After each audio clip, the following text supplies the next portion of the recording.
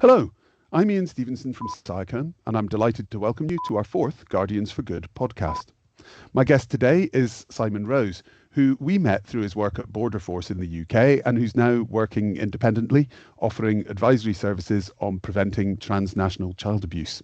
Welcome, Simon. Thank you very much, Ian. Delighted to be here. Thank you.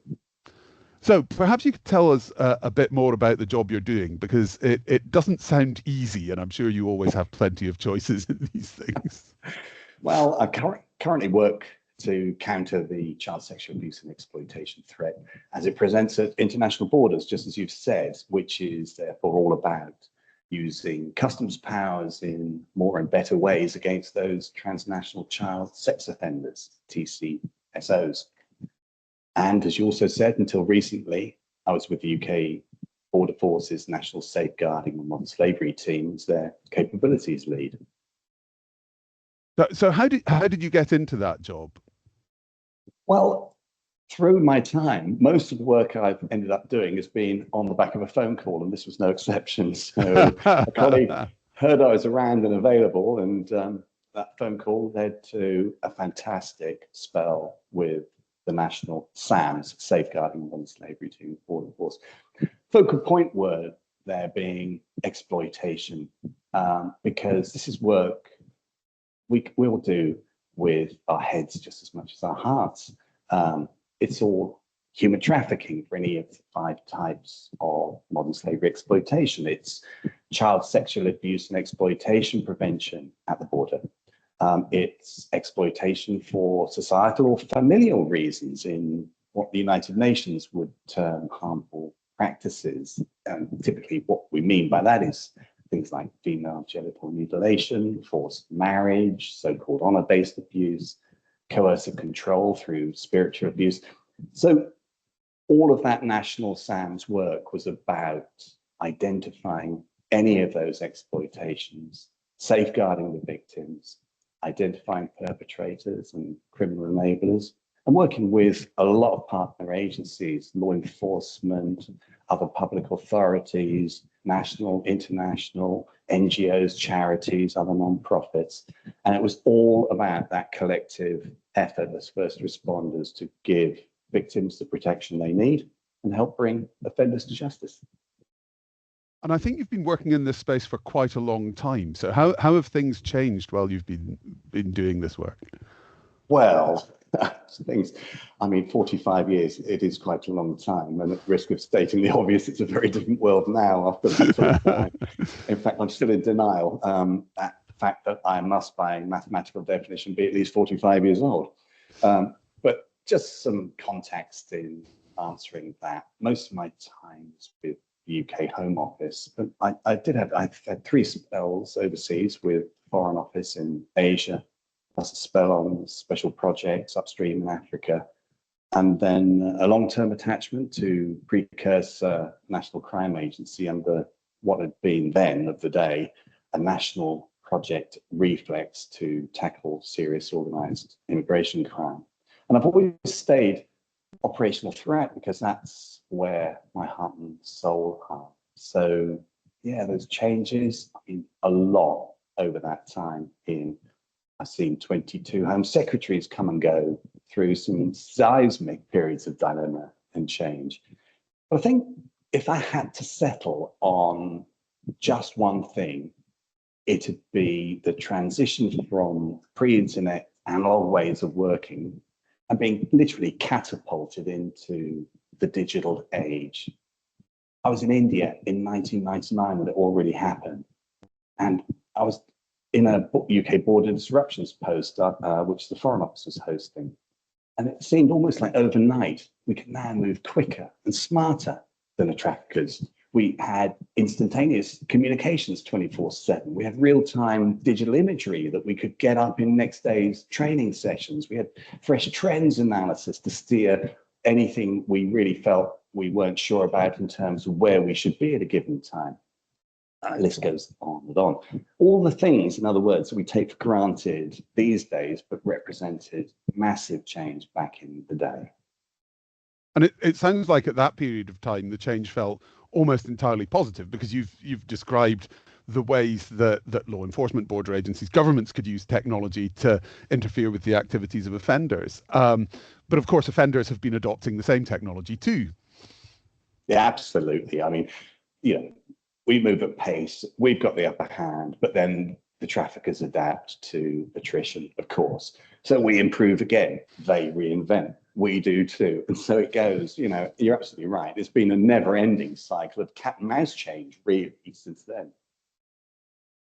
So, I mean, most of us, in terms of our experience of organisations like Border Force, have the experience of arriving at an airport. When we're coming home, we may stand in a queue, and then we go up to a desk or a passport booth, and we have our passport checked. And really, I think most of us have very little insight into what's happening. Maybe somebody takes a look at the picture, but also something's happening with a computer in the background. So, how, in terms of transnational child abuse, what's happening at the border that we're not seeing that is enabling border agencies to get involved in this and make a difference? Well, the main thing is the new technology that we've tagged Excalibur. Of course, there's a whole host of different things, depending on whether a transnational child sex offender is known by judicial fact or suspected by either intelligence fact or intelligence inference, or is unknown, not on anybody's radar. And they're the real prize, because they're the ones that present an uncontrolled risk and an unassessed risk. So in terms of the passing through controls, you've got the people and passports bit, the immigration control, and that might be our nationals returning home or residents returning home. It might be foreign nationals visiting.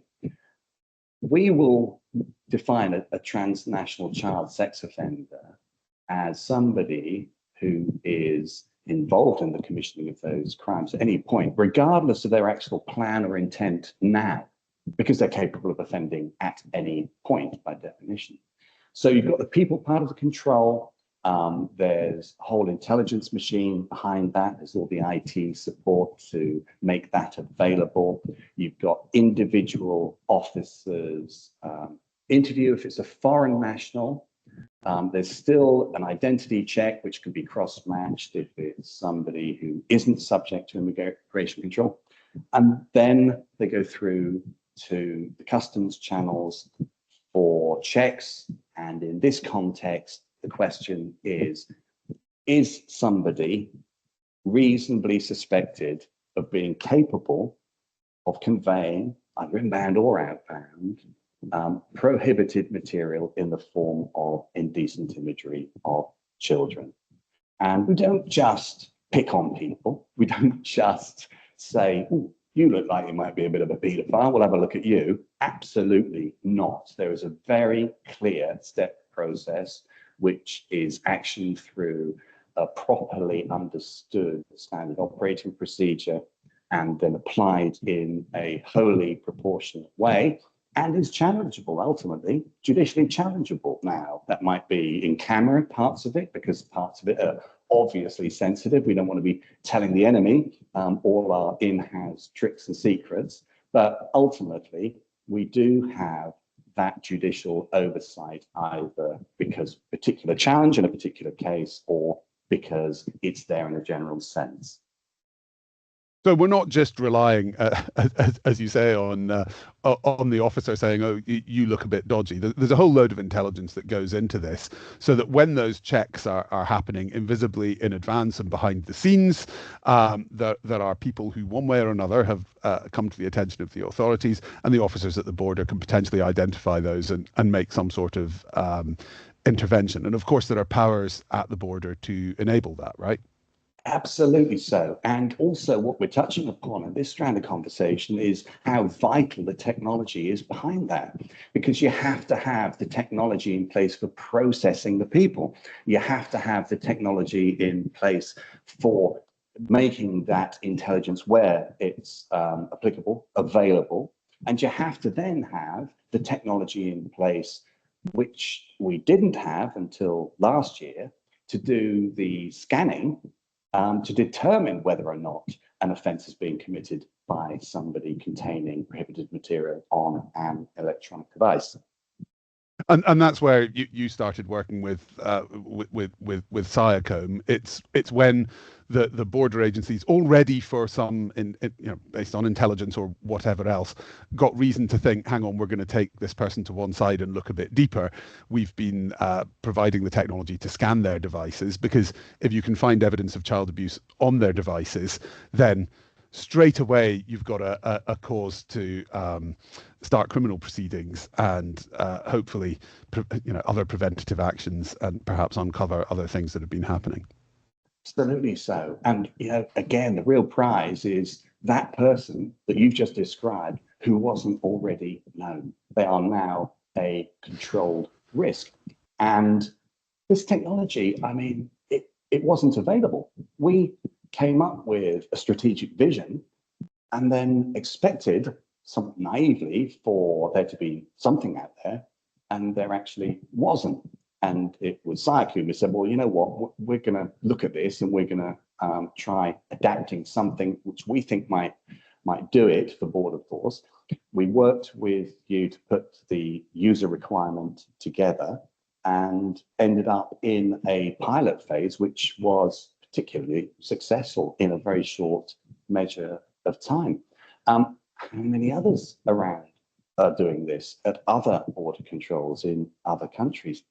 There's a gap. There's a real gap, partly because you have a country where you've got separate customs, separate immigration functions, and ne'er the twain shall meet, partly because you've got a country that actually doesn't really know what the problem is. It might know it's got a problem, but then in any case, has people actually got the resources to start doing something about it? The real challenges now are less about introducing Excalibur in the UK and getting it rolled out in the UK. It's about getting it into some kind of form which is compatible for meaningful border-to-border dialogue.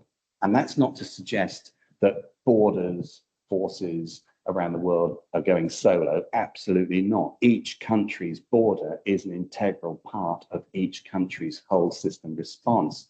And it's countries have been missing the beat. We have. I mean, I think the challenges of technology, especially for law enforcement applications, it's a relatively small market compared with those the big tech giants are going after. So we do see that innovation can be challenging. But the work Cyacom's done with the Home Office in the UK with the Child Abuse Image Database project, I think that's shown some real UK leadership. It's benefiting from the UK university system, which creates some great technology in the first place.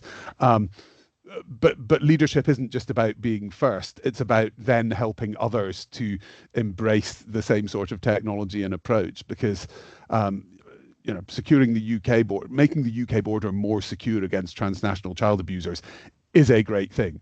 But there are a lot of other borders in the world, and by definition, it's in the name. It's a transnational problem. We want every border to be a choke point at which offenders are running the gauntlet of being caught, not just the UK border. Exactly so, Ian. And you mentioned other parts of the Home Office and the Child Abuse Imagery Database. Big shout out to them from us, me, former Border Force. They were massive help, because ultimately we are another Home Office department, a law enforcement agency within the Home Office. They gave us a big head start on a lot of things, like the information sharing agreements, like the Forensic Science Regulators Office, all manner of different things. And again, this is all in the background amongst the challenges, because there is just so much that needs to be ironed out and put in the right place, so it's all headed in the right direction before you can get this sort of thing deployed at the front line at ports where it's going to make the difference you want. Yeah, absolutely. And that some of that sits outside the sphere of influence of Border Force or the Home Office when it comes to having the right supporting legislation to be able to do the things that make these operations work at the borders.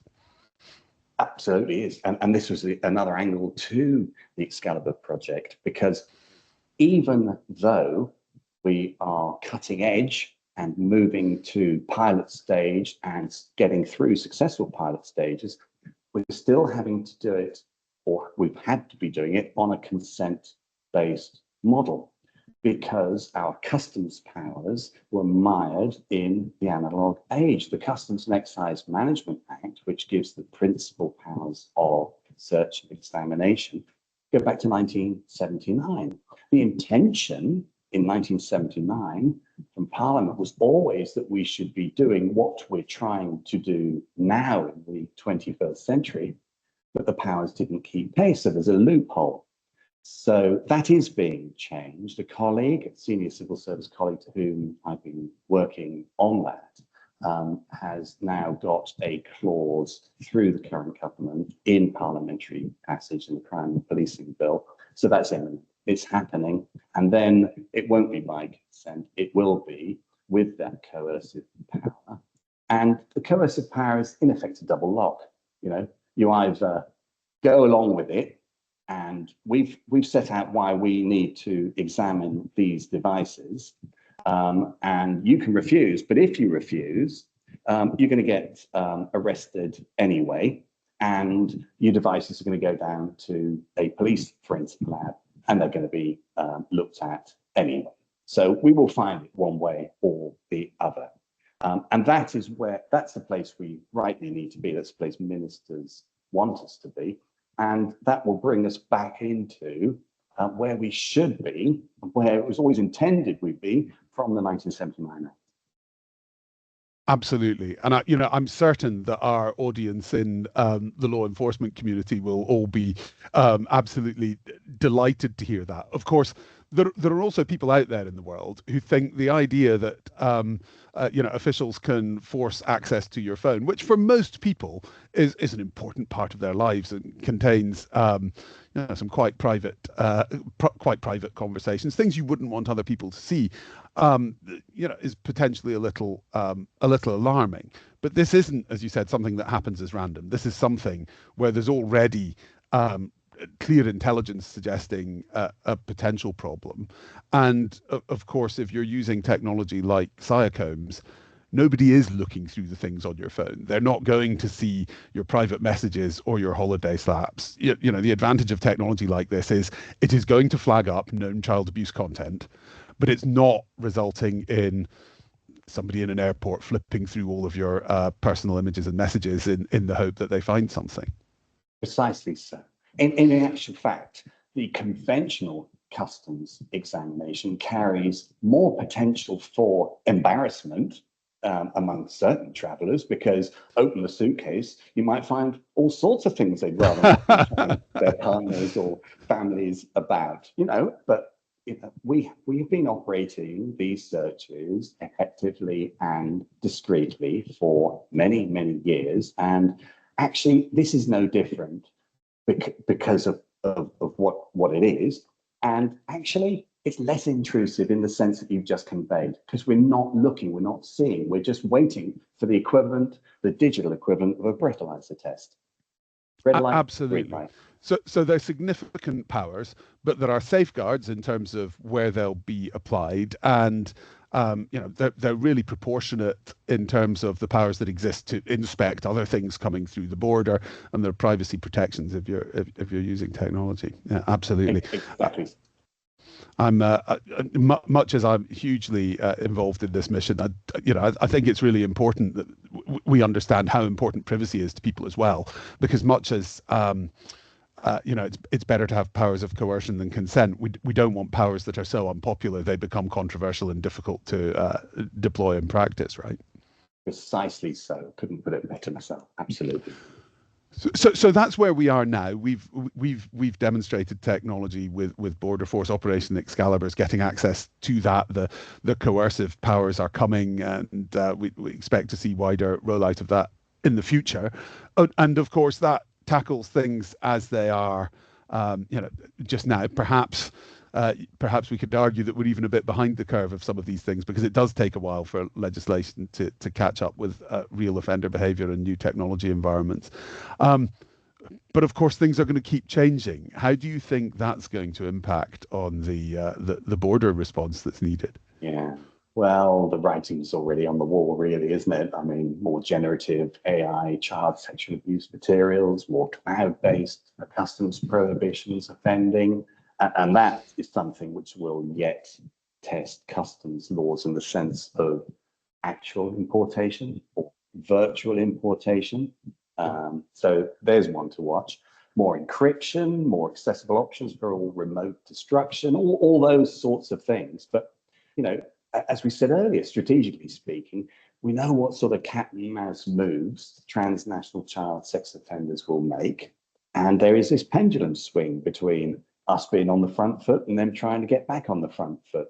But we've actually got one major advantage, and that is the coercive customs power, which, as you rightly say, we don't use lightly or disproportionately, but ultimately, they are coming through a canalized zone in the customs control. The customs laws apply. And if we want to, through reasonable suspicion, we should be, and the public would expect us to be, looking for people that are not already on the radar and looking for people to make sure that the current risk that they're assessed to present to communities is being controlled in the right way. And we can help that by using that coercive power in the response.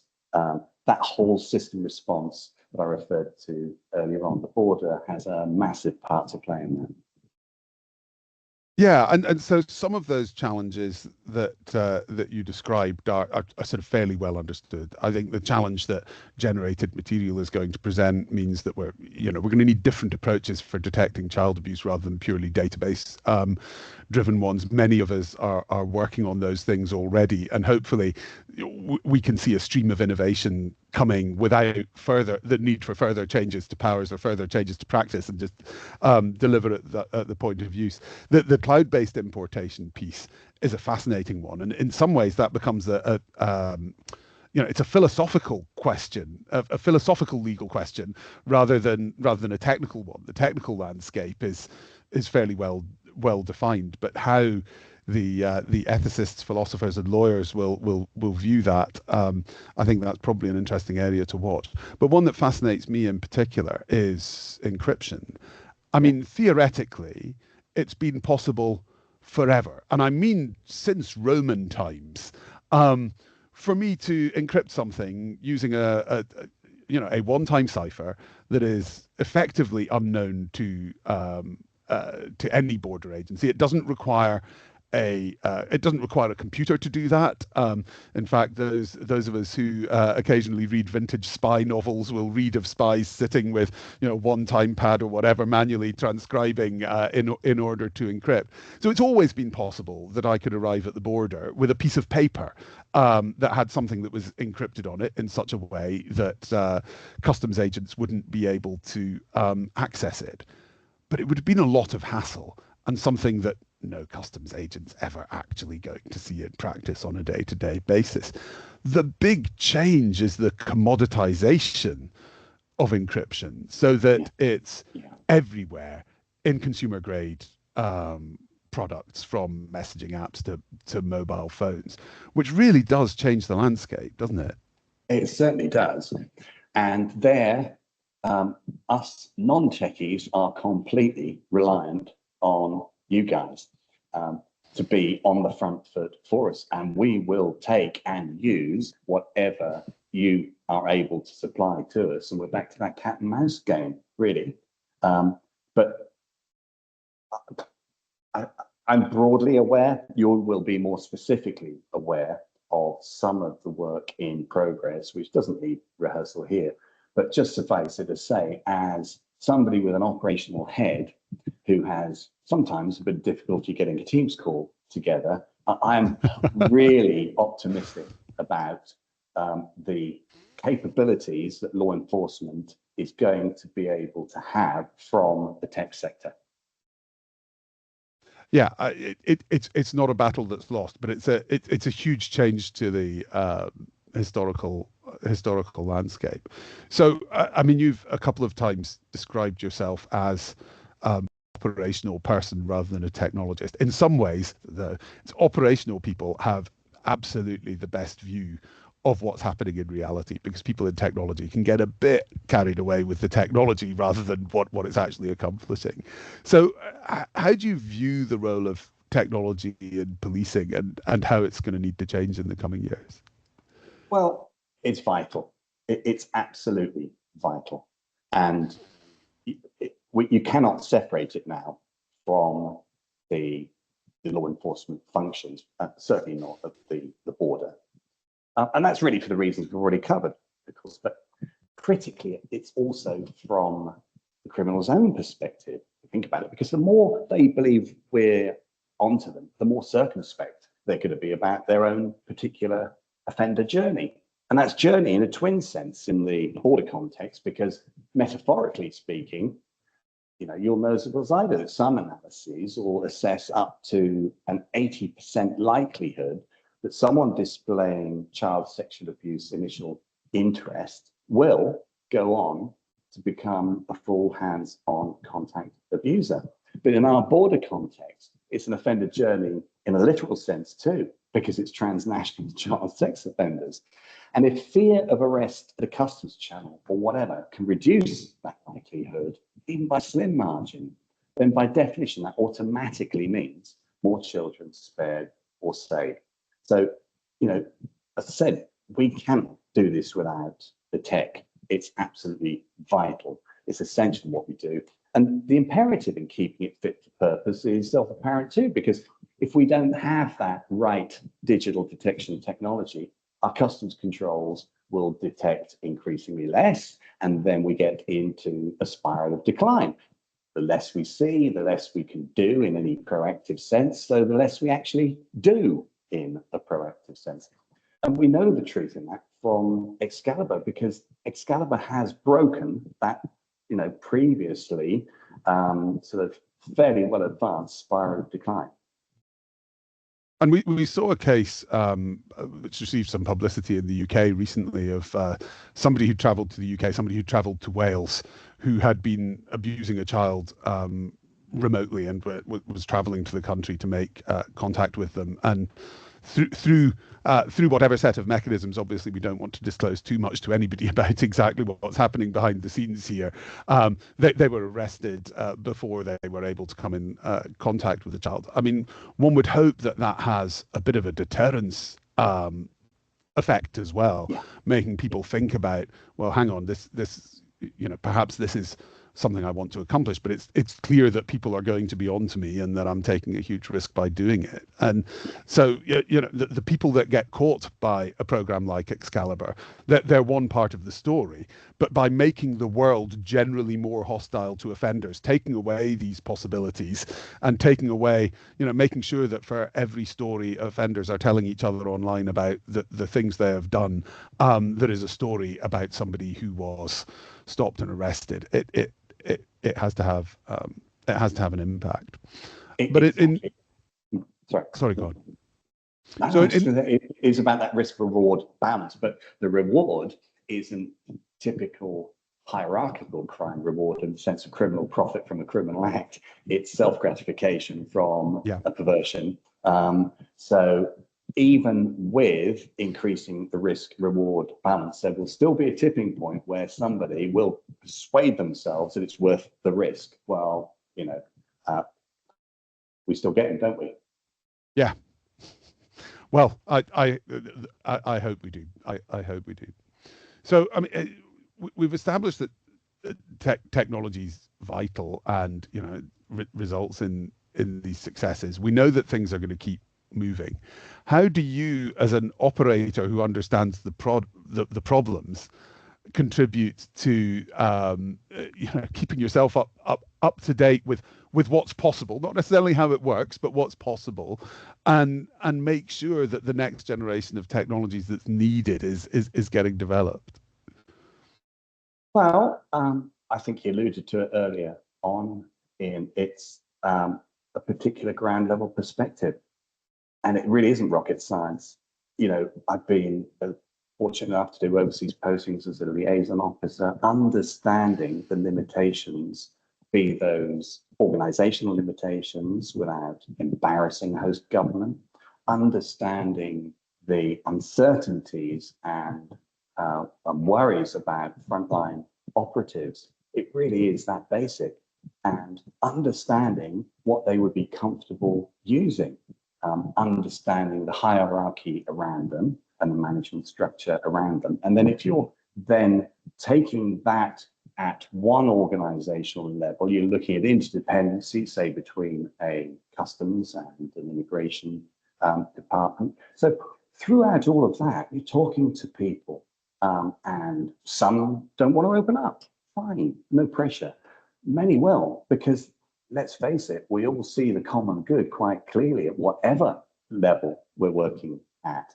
And just understanding those dynamics and then thinking, you know what, I remember when I knew nothing about this, and that was a question in my mind. Well, I can't take it for granted that that's not now symptomatic of part of the problem.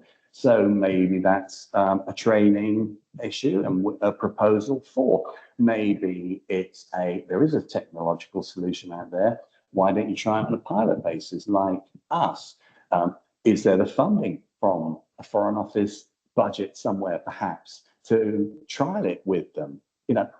Whatever it is, whatever it takes, it's about understanding the dynamic at that basic front line that then keeps you current and keeps you up with where the user requirements need to flow. Yeah, and I mean, I think that point, really, to be honest, that's something that's reflected throughout my whole career in technology, because very often the people who are capable of innovation and capable of creating the technology are not the people that are at the front line of a challenge. And the people who are at the front line of a challenge, they're focused on their day-to-day job, their operational goals, and that's perfectly reasonable. Very often there are organizational constraints, especially if you're getting into public sector organizations talking to private sector ones that are quite rightly, rules around procurement and engagement that have to be followed. And of course, in this particular space, there's also, you don't want tradecraft being spread too widely to, private sector organizations that might not have quite the same controls that parts of the public sector have. But that potentially means there's a bit of a wall between innovators and technology creators and the people who really own the understanding of the problem. And if we want technology to evolve, we have to find ways to break down that wall. And sometimes I think that happens in spite of, rather than because of, the systems that organizations work to. And actually, some of the best innovation sometimes seems to come from people who have actually taken what their superiors might see as a big personal risk by engaging on something in order to make it happen. How can we create a culture of sensible and proportionate engagement between public and private sector to drive innovation, do you think? Well, that's a big question, and it goes well outside the context that we're talking about now. I think you also earlier on referred to the niche technologies against the big tech as well. So there's a division where there's going to be big differences in relation to the big tech engagements. But keeping it to the sort of the niche level, I think it's a general acceptance that border controls cannot function in certain areas without the technology. Therefore, who within the border control function is best placed to identify that user requirement through a proper apparatus, as you rightly say, of not getting too close for procurement, or if you are too close, somebody else does the procurement, just as we did with Excalibur. But that somebody can actually sit down with the technicians and say, can you do this? Can you do that? Because if you can, we really need that. If you can't in that area, that's not so critical, but we're looking a horizon or two away, and we'd actually really like that in place now. So there's time ahead of us to refine it. And it is that basic. It really is. Now, if you have an organizational culture which then enables that to happen, then that's a recipe for success. If you've got an organizational culture which is risk bound, perhaps through reasons of personal ambition, over promotion, whatever it is, then that's a recipe for, I won't say disaster, but nothing much happening. And then who wins? The bad guys. So the cultural change that's necessary runs in parallel with the user requirements from being articulated by the right people. And it was definitely a big positive in Excalibur. I got a massive amount of support for what I was trying to achieve, the briefings that I was given, no negativity at all, and all of the right oversight and controls around it. So there's a good example, but there is a bit of there for the grace of God. Yes, I sometimes get that impression. So Simon, we've covered quite a lot of ground today. It's been a fascinating conversation for me. Just before we wrap up, is there one message that you'd like to share with, fellow leaders in this space, people who are working on policy around borders and so on? Yeah, I think it would be one message with two strands, if you'll indulge me, with a bit of a cheat. The first strand is to anybody watching this. Firstly, thank you for staying with us and your interest. But know that Excalibur is new capability at the UK border, and please engage it. So if you join the podcast from UK law enforcement, you can engage it through the National Police Chiefs Council, Management of Sex and Violent Offenders, MOSAVO, and or the National Crime Agency. If you are joining it from other country law enforcement, you can engage it through the National Crime Agency London's Joint International Crime Centre, or through your country's NCA liaison officer at a British embassy or High Commission. Anyone with a technological interest, well, Cyacomb the experts. I'm not. But anybody with a border related or other interest, please do feel free to reach out to me through Cyacomb, or to reach out to Border Force, for whom we can certainly provide an email contact. And I did mention two strands, didn't I? So you did. Second one is just never give up, keep calm, and carry on. What a way to end things. Thank you very much indeed for your time, Simon. Absolute pleasure. Thank you for yours too, Ian.